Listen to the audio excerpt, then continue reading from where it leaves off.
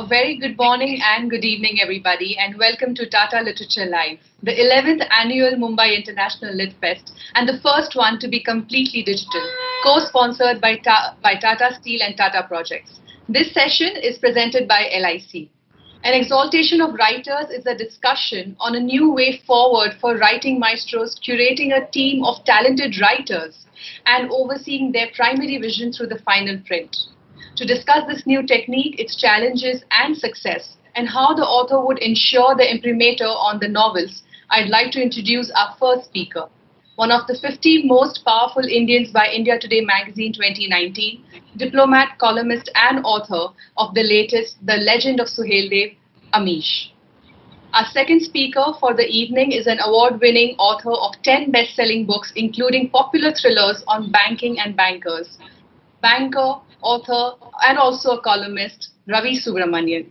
Chairing the panel discussion is the rocket scientist turned author. Her first book, Milk Teeth, was a Crossword Book Award shortlist and a JCB Prize for Literature and Tata Lit Life First Book Award longlist in 2019, Amrita Mahale. The session will be followed by a Q&A segment, so do send in your questions or your responses through the comment section of your viewing platform, even during the conversation. Dear lovers of written word, please welcome Amish, Ravi Subramanian, and Amrita Mahale. Good evening, everybody. It's an absolute pleasure to be here with two of India's best-selling authors. And their books have reached millions of readers, reached and been enjoyed by millions of readers.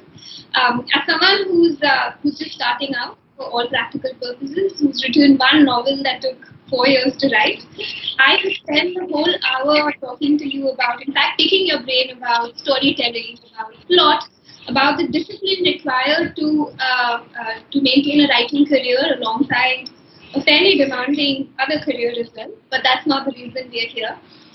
The two of you have introduced a new collaborative model of writing to Indian publishing. Amish, you with the Immortal Writers Center, and Ravi with the short thriller series.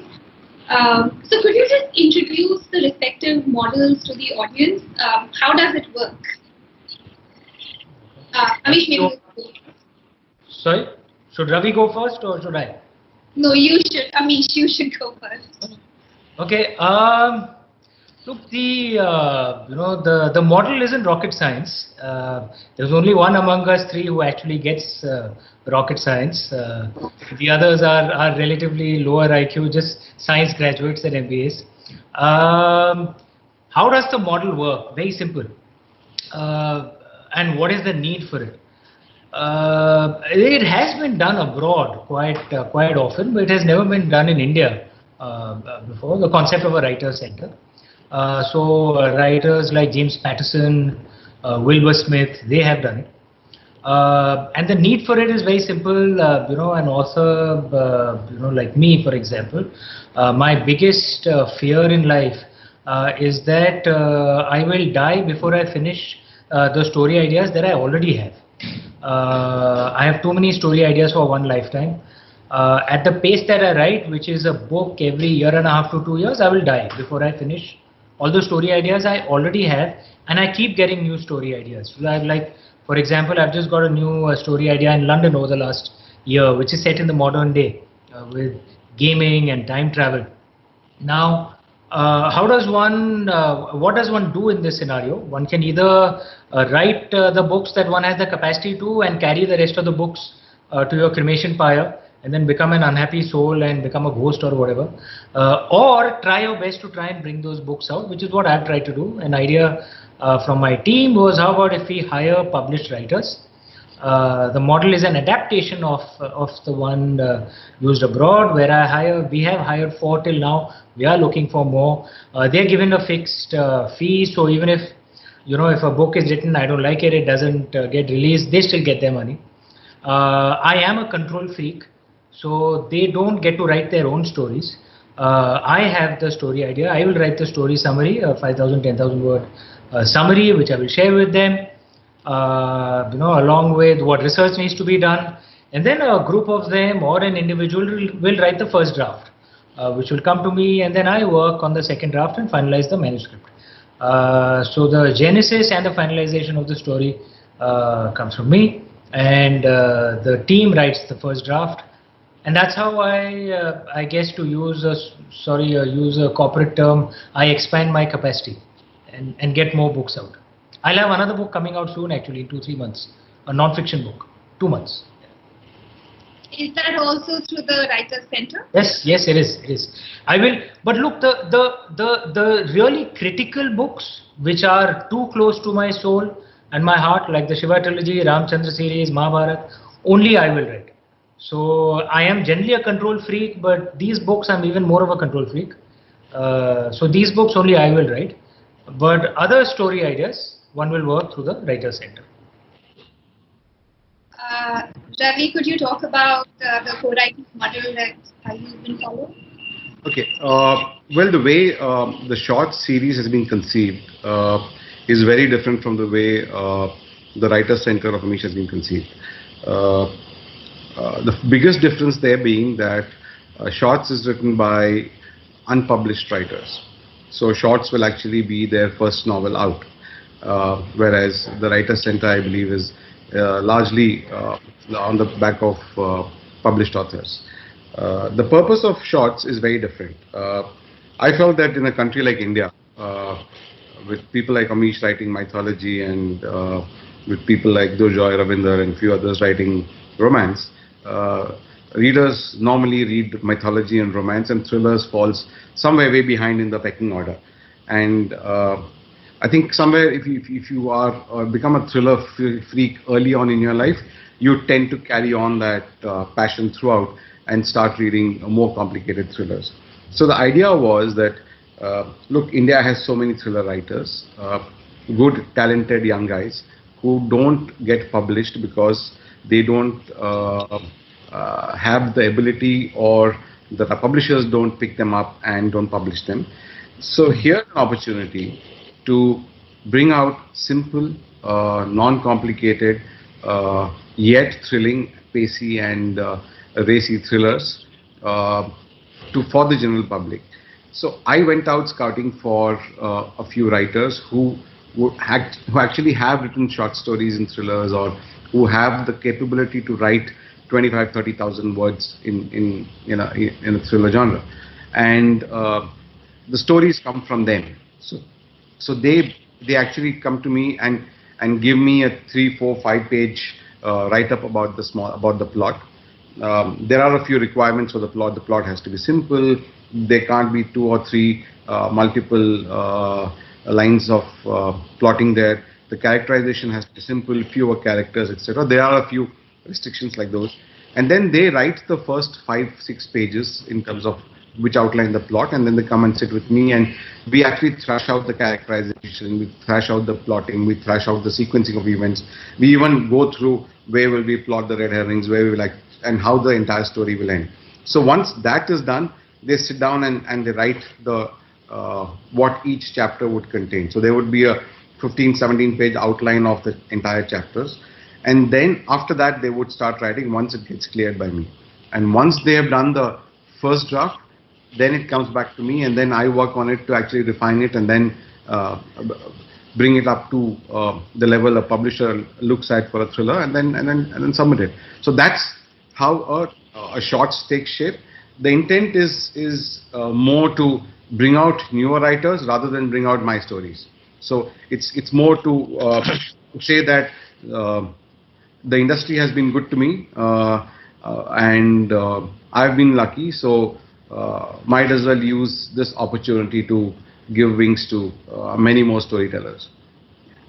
That's very interesting. These two models, even though both of them broadly fall within what we call co-writing or collaborative creation, they're still very, very different models. Amish, in your case, what do you think is in it for the writers who are part of the Immortal Writers Center? Do you think they should just see it as a job, or because in the other model, they're actually getting writing credits, right? In fact, it's not just writing credit; they are the co-authors. Clearly, their name is on the book.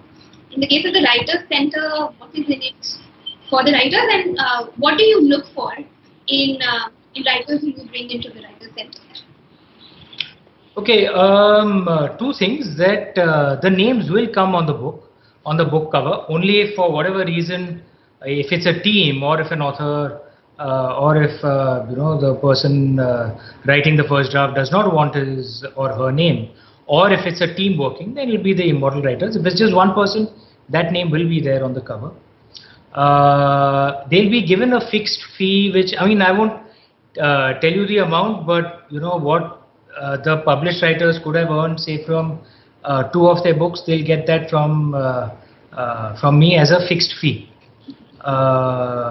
And whether the book gets published or and like there's one manuscript that I'm not happy with, so it's probably not going to go ahead. But the team will get their. It's a fixed amount. They'll get their money. That's the model. And this is driven more by what is the aim behind it. Because for me, the aim behind it is not so much the money or sharing the credit. I'm very happy to put the names. The main aim is, from a creative perspective. I do not want to die with these stories still stuck in my mind. That is the main aim. So I want to get these stories out. This is the only way I can. Which means I have to put in this upfront amount, which means I have to, get writers on board, give them a fixed fee. That's the model. Sometimes, I mean, the first one, Suhail Dev, has, God's grace, done well. Another one, I'm probably not publishing. I'm not so sure at this point of time. And there are 3 other projects that are being worked upon right now. So that's where we are at, and the decisions, like I said, is made more from this. The core requirement that I have is I don't want to die with these stories. That's why decisions are made the way they are made. Ravi, your model is probably closer to a more traditional apprenticeship model. So the writers are coming up with their work, helping them polish it, finesse, and bring your expertise to their work. How did you go about choosing the set writers that you collaborate with in the short series? See, as of now, I have published 2 books with one writer, Jignesh Asher, and there are 2 other writers who are in the pipeline, and they should be releasing in 2021.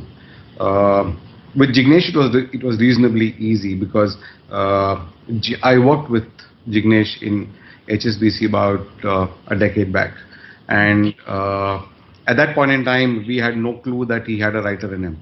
In fact, as we all keep joking that bankers write a lot of fiction in the balance sheets and P&L, but Jignesh was not there. Life insurance guys are even worse. We write fantasy fiction. So Jigs won the Right India Award, and then when he was declared the winner by Jeffrey Archer, it came as a very, very big surprise. And then when we met after that, we started discussing this project of mine, and he said, I would like to write with you. And that's when he came up with 3 or 4 short plots. We picked 2 out of those, and we decided to write on 2 of those plots.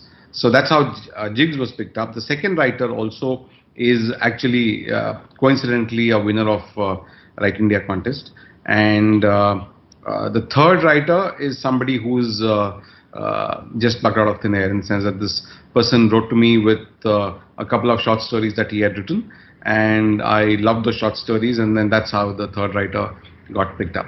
So there is not an intense selection process in that sense. What the person needs to have is an ability, a basic storytelling ability, willingness to write, and a willingness to learn. Because what typically happens is writers are big egos, right? And so it becomes very difficult to listen to someone else.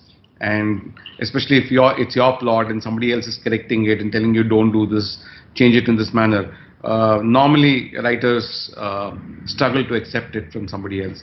So it's a challenge, but you have to be willing to learn if you want to publish under shorts. So it's not too difficult. I think India is a country which got huge amounts of talent. It's just that the publishers have enough on their hands and they get more manuscripts than what they can publish, and they put out more books than readers in India can read. I guess that's why a lot of good writers kind of tend to get left out, and things are changing now. So you choose not just the writer but the story as well. Right? Yes. So because the plot's also important in the sense that it has to be something which has to be based in India. As I said, it can't be very multilinear plot. It has to be a singular plot. It has to have fewer characters, etc., and it has to be very simple and uncomplicated. And that's because the idea behind shorts also is that people traveling by trains or traveling by flights pick up and finish it in about a couple of hours. It's a 150, 170 page thriller. So it's more to also get younger readers more enthused about reading thrillers, and then graduates to more complicated thrillers as they move on. And also for me, very, very clearly, the writers who write with me in shorts, the model clearly is that this is to set them off on a good journey of a lifetime of writing. So for me, the real success actually does not get measured by the number of copies that short sells, but gets measured by the number of books these guys write over the next couple of years, or maybe even more. Amish, I mean, there is an Immortal Writers Center behind you, but it's your name that's front and center. So it's obviously. Can I ask you a counter question? I'm so sorry. Yeah, I know this is not following the normal rules of the panel discussion, but who cares? It's in a normal world anymore. So yeah. So look, we are bankers, okay? You're a rocket scientist. It doesn't get smarter than that, right? What brought you from rocket science into writing? Yeah, there's only a grain of truth in how I was introduced. So I studied aerospace engineering twice, first in college and then as a grad student. But then I spent a career working in strategy, operations, finance roles. So I'm not all that different from you. So I started my career in management consulting, and then I went into tech startups. So rocket science is in my background somewhere. Yeah, no, I have a nephew who studied aeronautical engineering. He's doing his doctorate now in the US. I know how difficult it is. So we have scientists in the family. So that's quite impressive, man. It's quite impressive. Thank you. And I can say that writing a novel was harder than rocket science. That's what you call fantasy fiction. And I told you it took me 4 years, as much time as it took to get an undergraduate degree. But sorry, fire your question away. Yeah. Amish, so your fiction is very recognizable, right? And more than your style, your writing also has very clear ideological, political, philosophical underpinnings, right? So it's what I would call progressive nationalism. So was it important for you to pick writers who shared your worldview? That's not so important in the thriller genre, but in your kind of writing, because there's a very clear philosophical bent. There is a worldview that emerges through the writing. How does that work when you're collaborating with someone? I like that term, progressive nationalism. I've never used that. I think I'm gonna start using it now. Thank you for that, Amrita. Yeah, I mean, I am. I don't hide it. I am very, very patriotic, and perhaps a little too patriotic for the left wing guys, and I know that makes them uncomfortable. But I'm also deeply liberal. I argue for women's rights. I argue for LGBT rights, and I don't think we are being westernized in saying so. I think we are being truly Indian. And yes, I know this can make some right-wing extremists uncomfortable, but I genuinely believe most of us Indians are actually in the center, right? Maybe a little center left, maybe a little center right, but India is not the kind of country where most of us Indians will be comfortable watching someone burn our flag. Okay, that happens in the UK. Even those who are center left, we don't like it. You can't do that, right? And there has to be respect for the country, right? And similarly, most of us Indians, I mean, there's no one who will, say the caste system is right, you know, or I mean, most people. I'm saying most in the center, right? So you may be a little maybe center left or center right, but I don't think it's difficult to find uh, Indians who are deeply patriotic and liberal. It's actually not that difficult a task. It may be difficult in media circles, it may be difficult in publishing circles, because I've noticed many of these opinion maker circles are full of extremists, either the left or the right, and who hide their, I'm being honest, who hide their extremism in, in smooth language. But the most of the real Indians actually are in the center. It is not a problem. And for me, I'm not saying everyone has to agree with my point of view. But someone who says that, women are inferior, no, I'm not so sure I'll want to work with such a person. Or someone who says that, no, I hate India and I'm proud of it. No, I'm not going to work with such a person, because then that will reflect in the writing. Right? The point of, however, of everything that I said is that finding a person who's a progressive nationalist is actually not that difficult, because most of us Indians are actually progressive nationalists. Most of us. So then how much of, I've read Suhail Dev, I just finished reading it a few days ago in 1 or 2 sittings, very gripping read. So how much of that is you and how much of that is the writers knowing how you write? So that voice, is that something that you added in your edits, or do you think they consciously, unconsciously started to mimic you? That's something I'm very interested to learn. I think around 68.1% is me, and 31.9% is the writers. Yeah. Sorry, bad answer. No, terrible answer. No, listen. How it works. Firstly, thank you so much for the compliments on the book. So there is, and the story, as you know, and you're well read, you'll know that I don't necessarily follow the historical flow of events in this. There also is very little textual evidence. This is more, because the first text which refers to King Suhail Dev is Mirate Masudi, which was written a few centuries later, and which was written from the view of the ultimate victors, who were the Turks, who were foreigners, who invaded and destroyed much of India. Much of King Suhail Dev's story emerges from folk traditions. So just like, for example, in the UK, the stories of King Alfred or Edward the Elder have emerged from folk tales, not necessarily written texts. So when it's folk tales, then you have to speak to people and try and gather as much knowledge as you can, but you have to forge a story out of it. The broad storyline was actually, formulated by me. So in terms of the twist, the surprise character at the end, the flow, all that was. Then the first draft was written by the team which worked, and then I came in to rework some of those scenes, especially the battle scenes, and more on the philosophy scenes, the speeches. So that's how it kind of ended up working. So it's kind of, in a project like this, it's very difficult to say where the partner's contribution stops and where mine begins. It truly is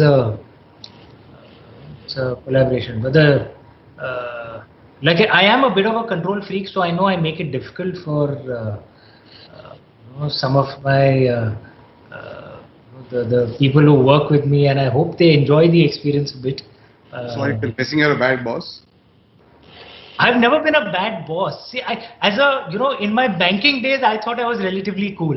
But as a writer, I'm a bit of a control freak. But I've had a wonderful time working with the writers that I have.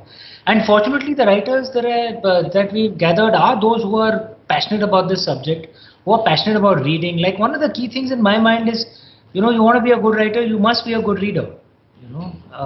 So I insist on that with those who come to work with me. It becomes even more important when you're writing historical fiction, right? Because you have to build the entire scene. So you have to do a lot of research, but write it in a way that the book isn't heavy, right? Because I have to kind of make you understand what that world was like, because you have no ready idea. But I shouldn't make it out like I'm trying to show off my research and make it slow for you. It has to come smoothly. It's a very fine line. But the first step is you have to read a hell of a lot. For that, yes, I insist on that. But I think I mean, those writers do want to come and work with me again. So maybe I'm not that bad. Ravi, tell us about some of the ideas that you said no to, and hopefully that will shed some light on what you were actually looking for.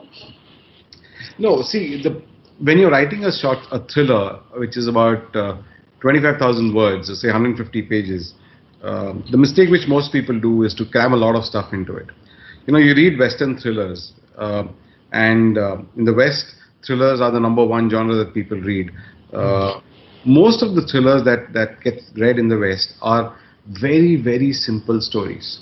You know, they start with an incident. There are some 5 or 6 characters, maybe a couple of more characters, and then something happens in the beginning of the book, and it gets unraveled throughout the book, and you come to the conclusion. You don't have too many stories with multiple plots, too many stories with too much of stuff crammed into it. A thriller is not a place where you show off your knowledge. A thriller is not a place where you show off your flair for writing. A thriller is a place where you write simple and direct to the point, so that every single word is required, and not a word extra, not a sentence extra, not a page more. Now, typically when people write the plots, okay, and they send you those 4 or 5 stories, when you read the plots, okay, you know how the story is going to end up, because when somebody submits you a 5-pager, and if I write that 5-pager, I see how many words would I take. If I'll be able to write that 5 pages in 2 pages, then I don't need that writer, because I'm anyway intending to do short stories. I'm anyway intending to do very, very short thrillers, which are good for a train ride. Now, if somebody writes essays in a thriller plot, I have a problem. So there were a few plots like that which I had to turn down, but it would be unfair to actually mention those plots right now, because the same guys would be listening, and they may not really be very comfortable listening to that feedback on. No, tell. So, but yes, so there were quite a few stories like that which we had turned down. And what role do you play once you select a plotting? Okay, so here's what it is. The shorts is not a reflection of my writing. Okay, it's not my voice through those books. It's the new writer's voice which comes out through those books. Okay, that voice has been worked upon and dressed by me, but by and large, it is the voice of that particular writer. So when he comes in, he submits a plot. Now, when a plot gets submitted to you, there are a lot of flaws in the plot. Some things will work, some things will not work. There are loopholes in the plots. There are also kind of, typically when somebody writes the first book, okay, you try to actually, you walk into a room, you try to describe the room. You try to write a lot of frivolous stuff because you feel that maybe that's what makes you a good writer. But so your job is to get into the plot, chip away the plot, remove all the excesses in the plot, and then go back to him and tell him that this is how it should look like. And maybe if the person agrees, great. If he doesn't agree, then either I make him see reason or he makes me see reason. And we debate it out. And once we debate it out, he then submits the entire chapter sequencing and the entire plotting to me in a lot more detail. And then we sit back and figure out how the entire plot should move from the start to the finish. And for example, in Insomnia, which is the first book in the short series, there were a few characters which were there in the first plot, which don't even feature in the final book. The ending of the book, the way it is, I don't want to Yeah, please don't. right now. But the ending of the book is very different from what it was envisaged when the first plot line came in. So my role is to make sure that in the beginning the plot gets corrected, what gets written is as per the plan, and once the document comes into me, then I make sure that it actually fits into the template that I have in mind for a normal thriller, and then it gets submitted to the publisher. So it's a bit of iterative process with the writer, so that the writing work is not entirely done by me. Writing work is done by him. So it's more that he comes up the curve rather than me sitting and writing those books. And two, I'm very conscious of the fact that I have to stay away from the inherent tendency to actually change the entire writing to my style of writing. And that was possibly the most difficult part of this, because when I was editing, I had to be very, very conscious that this is not my writing, this is his writing. So it has to appear as Jig's writing or the next author or the next author's writing in that series. And also, because it's not my writing, I think if the reader does not know that it is not my writing and buys the book assuming it's my writing, entirely my writing only, then it's not fair to the reader, right? Because he's spending money on it. So there is a well-written note in the beginning of the book which clearly documents the intent behind short series, what is it supposed to do, and the fact that this is entirely the voice of the co-writer, which has actually been kind of worked at by me and possibly improved, but by and large it's their work and not mine. Yeah. So you Very interesting. May I add something on that, because it's very interesting. On our side, after the first and actually the second book, we realized, because one of the things we decided was it has to be in my style of writing. So there's actually a guy who's a very passionate reader of my books, called Aditya, based in Pune, Aditya Karambekar. And so we've actually hired him part-time into the team. Okay, and he's read each of my books some nearly 15-20 times. I can cross-check stuff with him. Okay, like I can tell him, listen, Aditya, I had written something about the way kings are elected in Immortals of Meluha. Do you remember? He'll say, yes, in this chapter, at this time, you've spoken of Rajya Sabha. Okay, so he's like, and so he actually then made a style guide of how I write. Yeah, that a kind of note, and that what the the pace of writing kind of slows down in romantic scenes. There's staccato language doing the, and I wasn't conscious of it. I just write that way. Or in the battle scenes, this is how I write. It becomes very descriptive. What muscle was cut, and how the blood. So he actually made a full style guide of this, and this is actually now shared with the writers who join in, so that this is the style you must write in. So my control freaky nature. So that's very interesting. So in the future, I can imagine there being an AI algorithm that also does this. And this is not in line with the patient style. So clearly, I think it stems from the fact that the intent of the two co-writing projects are very, very different. So very. I guess it also reflects in the way they've been structured. It's been structured, yeah. And essentially, whatever your core requirement is, that's how everything rolls out that way. The structure, how you work, everything rolls out that way. Ravi, I was going to say, so then your role is that of a very hands-on editor as well as a curating force, right? Because you are picking. Yeah, the difference comes. See, the editor does not typically get involved in the plotting of the book. Yeah. And the structuring of the book. I tend to get involved in the plotting of the book and the structuring of the book and the characterization, which typically an editor does not get involved in. And then, of course, the editing part of it also comes in, making the chapter short, making sure that the chapters end on a high, making sure that every chapter ends on a question mark, so that the person turns the page, make sure that every chapter is only about 2 or 3 pages, maybe 4 at best long, so that you quickly go through that and just the overall experience of the book. Yeah. So you said something about disagreement and debate, and I'm very interested in exploring the creative tension inherent in any kind of collaboration or co-writing. So could each of you tell me about a time in this collaborative journey where you were forced to change your mind?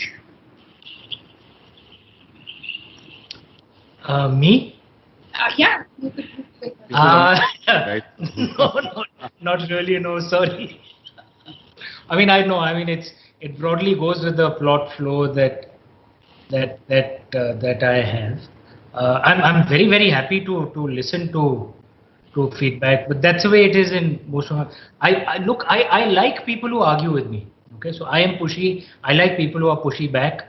Uh, but broadly, it is with the story thought that I had. I'm not didn't really change my mind in a major uh, way. So, and for example, at the end of the book, at the end of Suhail Dev, what King Suhail Dev did to the army of the Turks. This was actually a major debating point, and it had been debated. But I was very clear that no, we are not going to change that. It has to remain this way. We will explain why he did it, but it will be the way it is because for me, philosophically, that was a very important point. It shows the attitude of King Suhaildev. King Suhaildev's attitude was Shate Shatyam Samacharit, that a cruel guy, a cruel enemy has to be responded to with cruelty. That's the only way that enemy understands. If you're responding to a cruel enemy with a nice guy approach, as often India has done to Pakistan, it doesn't work. There's only one language Pakistan understands. Sorry, थोड़ा political हो गया, but sorry, Ravi. Progressive nationalist. Yeah, progressive nationalist. Okay, so look, Amrita, creative tensions will happen. Okay, they happen at every stage. When you're reading a novel and you have a point of view and you want to place it in front of the co-writer, creative tensions will emerge because clearly, if you've written something and you're passionate about what you've written, you will not like somebody coming up and telling you that this is not the way it's supposed to be, because if you are accepting everything that comes your way very peacefully, you're not as passionate as you should be. But having said that, I think one, if you're clear that it's the other guy's voice, two, you deal with it respectfully, and you don't push it to the extent that the other guy kind of revolts. I think creative tensions can easily be managed. In Insomnia, for example, I told you that there was an instance where the ending got changed because I insisted that the ending be in a particular manner. Now, Jigs tried his best to try and convince me. Now, I can tell this to you now that the story is out, that if Jigs had persisted slightly longer, I would have gone his way. Okay, because end of the day, it's his story, right? It's his mind which is coming out there, and I only have a certain amount of authority to influence it, but not beyond that. And as long as I was cognizant of that and respectful of the fact, I think it's fine. Creative tensions should be there, I guess. But I think one thing that I would certainly agree with Ravi, you know, so much about differences become toxic when you don't have manners in how you speak to each other. Yeah. You know, creative differences are good. Good ideas actually come from debate. You know, where there could be opposing points of view. The key thing is never to lose sight of manners. Always speak with, you know, Satyam Bruvat, Priyam Bruvat. Speak the truth, speak with love. If you speak with manners, normally you can get the other side to hear. Often I think, yeah, and these things I've seen sometimes between writers and editors as well. If manners get forgotten, you know, and how you're speaking, yeah, then the relationship becomes toxic. A very important thing to remember. And I had another question, but I think we need to break audience questions. But I'll hold on to my question and I'll ask it to you anyway towards the end, maybe. Yeah. So I have a list of questions. Let's see. Amrita, I have some 5 more minutes. Huh? I'm so sorry. Yes. Yeah. So Amish, the first question is for you from an audience member. How do you prevent plagiarism of ideas in this setup? Because you have a lot of ideas that are out there that have been shared with people. So, what are some safeguards that you put to prevent plagiarism? Or is that what you're even worried about?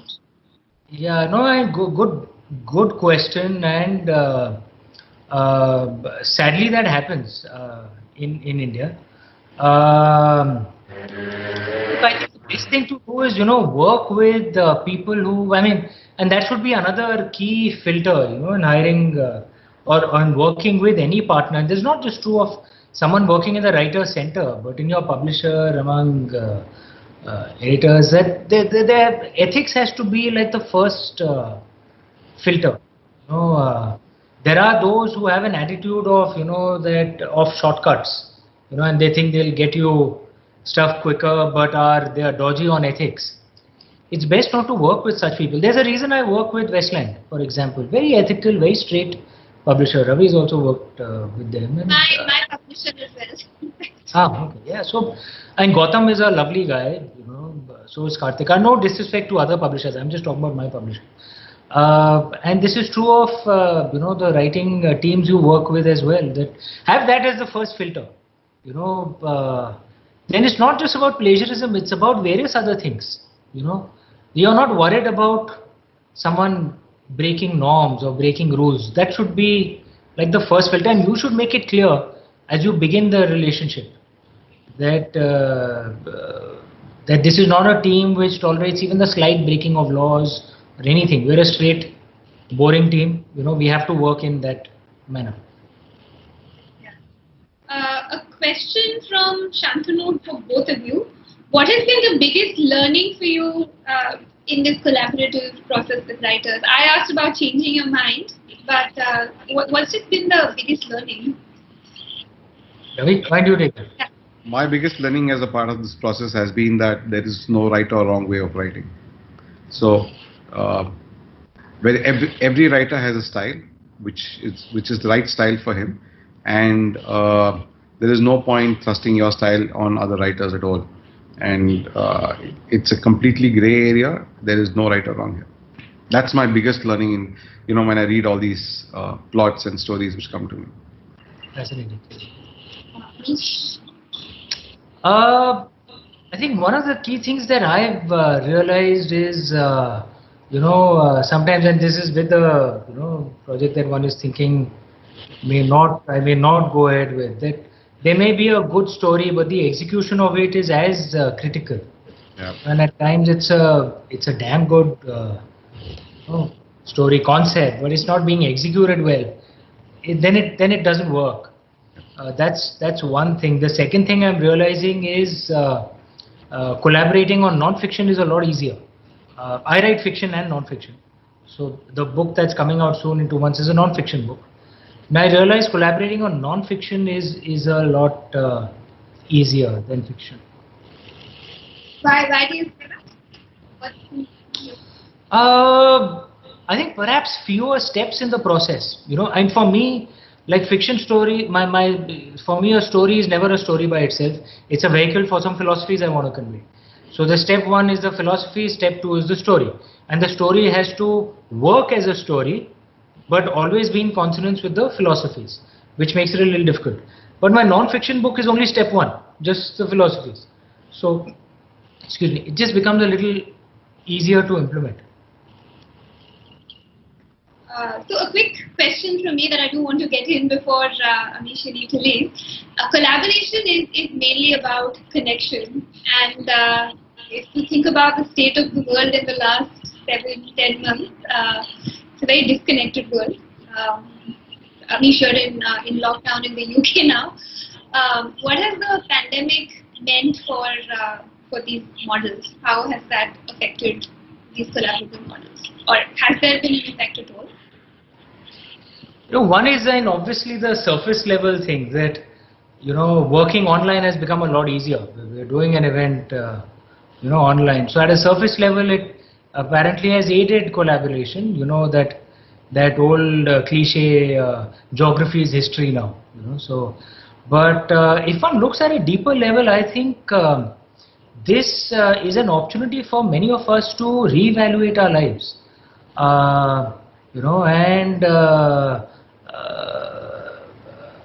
In the West, one sees it that much more. The destruction of all traditions, the destruction of community structures. It opens the space for liberalism. I don't deny that. But what it also does is it creates such loneliness that many don't know how to handle a situation like this. In the UK, they actually had a minister for loneliness, right? Political in the government, right? It's that bad because people are actually dying out of loneliness. In India, the problem is the opposite. You are never left alone. But there's an upside to that at times of crisis and pandemic like this. So is there and in India we have a culture where we can marry traditions and liberalism. So you get the strength of traditions, of the strength that comes from community, from rootedness, from family, but you get the benefits of liberalism as well. Women's rights, freedom of expression, LGBT rights. I'm not saying India is ideal. We're a long way away from the concepts our ancestors had, but at least India has a model to teach the world, and that I think has particularly more relevance in today's time. What the COVID pandemic has done to the world, the mental, emotional issues that it's causing, then maybe we Indians should speak of this. That's the aim of the non-fiction book that I'm coming out with in 2 months. It's not like on the surface of COVID pandemic. We're speaking of philosophies from our epics, which can help us lead a more fulfilled life. And on that note, if I may exit this stage, Ravi, what a pleasure once again to catch up. Amrita, absolute pleasure meeting you. We'll hopefully catch up sometime in person in the future. And thank you, Little Life. Thank you for having me. I'm so sorry I got to jump into another event with the High Commission out here. Thank you. Thank you. Ravi, so the same question to you. What the pandemic has done to the model? And what has the pandemic meant for that? I guess as far as the shorts model is concerned, the pandemic hasn't done much of a damage to that, because typically, connectivity exists. You talk to people, you connect with them over the phone, and for example, what has the pandemic done? You can't meet people face to face as frequently as you would do, right? But what would you do if you are in Bombay and your co-author is sitting, say, somewhere in Nasik or maybe in the east? So you still would connect online with them and talk to them over the phone, on video calls, and then debate and talk this through, right? So in that sense, the pandemic hasn't really impacted that, but the pandemic has impacted writing in a very different way.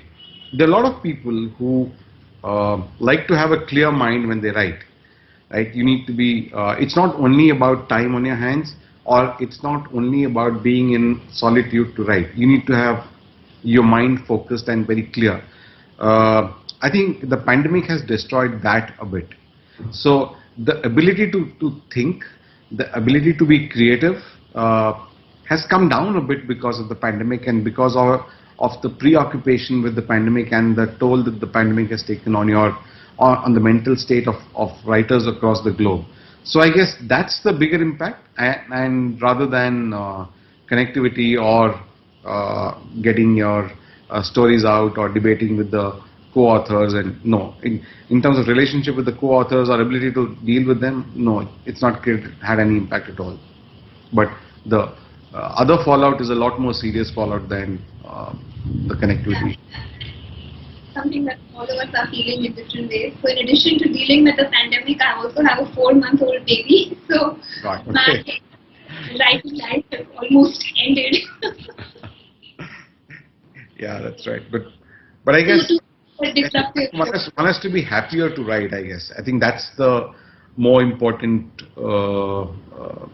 at least that's the condition. That's what I need to sit and write. I can write in a room full of people, but as long as the mind is clear, the thoughts flow, I think who's sitting next to me or where am I sitting doesn't matter. So Ravi, speaking of your own writing, there is an audience question. So your project, the shorts project, is actually very time intensive for you, right? Yeah. So how does it eat into your own writing time? How do you balance these two creative pursuits, your own writing and your work with shorts? And a day job that I have. And of course, And a day job your that I have. So it's it has an impact. Obviously, it's had an impact because the time commitments that shorts needs are a lot more than normal, and hence you are not able to devote that same amount of time for regular writing. And I guess that's the reason why I'm still struggling to complete my next novel, which should be coming out sometime in 2021, but I'm still not even midway through it. So, but then at the end of it, Amrita, you prioritize things in life, and then you see what's important. I see a lot of joy in actually mentoring some people and bringing out the shorts book. So for me, that gives me a certain level of satisfaction, which probably my solo book doesn't give at this point in time. It's not also about money because I make a lot more money on my solo books than on shorts, but it's fun. And end of the day, why did I start writing 15 years back? I guess I started writing because I wanted to have a lot of fun, and this gives me a lot of joy and fun. So this is what I do. And I've also started writing children's novels. So I've come out with a detective series of novels for children in the age group of 8 to 11, and that's the first book is out now, and the second book should be out maybe towards middle of next year. So I'm now doing what gives me a lot of joy, and I guess this is what gives me a lot of joy. That's great. So there is another audience question about mentorship. Are you a one-time mentor, or would you be open to mentoring your authors over more than one book? I will be very happy to mentor them over more than one book. So, for example, the shorts writers who eventually graduate to writing their own solo novels, if they want my assistance, my involvement at that point in time, I'll be very happy to provide them. It's just that maybe I would want to write not more than 2 books with one single writer, simply because I need to get more new talent up and into this particular fold. So maybe after my first contract of 12 books under the shorts banner is done, I will start relooking at it. But right now it's like 2 books under this banner. Outside this banner, any amount of mentorship is fine by me. I would be happy to. And one last audience question before I ask you another question of my own. This is an audience question. Does India need more publishing houses? I guess India does not need more publishing houses. India needs more readers and more recognition of vernacular writing. I think somewhere English writing is a lot more glamorous than writing in the local languages. I think that needs to change, and publishing in the local languages needs to get a lot more organized. But having said that, I think India needs a lot more writers. It's a fallacy that India has truckloads of readers and India is a great books market. It's not. In the sense, if you go back and look at it, it's the same writers who keep selling again and again and again. It's the same readers who keep buying again and again. If you look at the number of people in the last 5 years who moved into the book reading age, if I might call it that, and who have become literate and moved into the book reading age, the growth in the sales of books is pretty much minuscule compared to that. So clearly, people are not reading enough, and India strangely also has a habit of buying books and not reading them. So we as authors are happy as long as they buy, but we would be happier if they read them also. Yeah, and I suspect social media has something to do with it. So I discovered the existence of something called Bookstagram only after my novel came out. And there are so many Bookstagrammers who post book reviews and often very, very beautiful pictures of the book cover. I think it's probably more about the picture than the review itself. You're right, there are probably a lot of readers out there who are buying books, not necessarily reading them. Absolutely. Yeah. So one last question from me. Ravi, what do you make of this image of the writer as a solitary creature? Like toiling away alone, cutting himself or herself off from the world. Because co-writing, the collaborative model of creating books is very different from that image that a lot of people have of a writer or any artist really. My I have very strong views on those, and it's not necessary that this is the right view, but that's my view. Okay. I think the days of the reclusive writer are over. I think if you write and you write to be read, okay, then you need to be out there and you need to be seen. If you write like solitude when you're writing, wonderful. Then go into a room, shut yourself away from the world, sit and write. But once you have written the book, I think if you continue to be a reclusive writer, nobody is going to realize, nobody's going to know who you are. You know, today more than any time in the past, the writer needs to stand up and be seen, and be seen with the book. Yes, you may get an occasional success of an author who probably has not promoted himself or herself, and yet the book has probably sold a lot and been read a lot. But those are just examples, those are just exceptions. By and large, jo dikta hai wo bikta hai, as my close friend Ashwin Sanghi keeps saying. And I guess that's what it is. So you have to put yourself out there and be seen. So the days of the reclusive writer, the writer in solitude, no, I think this is not the era.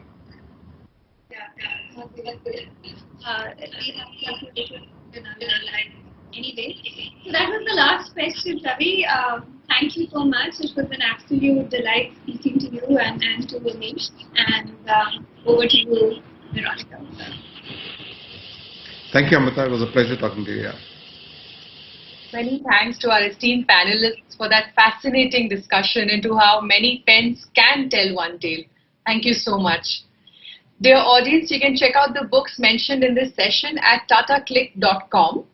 The next session you can quickly hop into is Trial by Media, which is beginning in 15 minutes.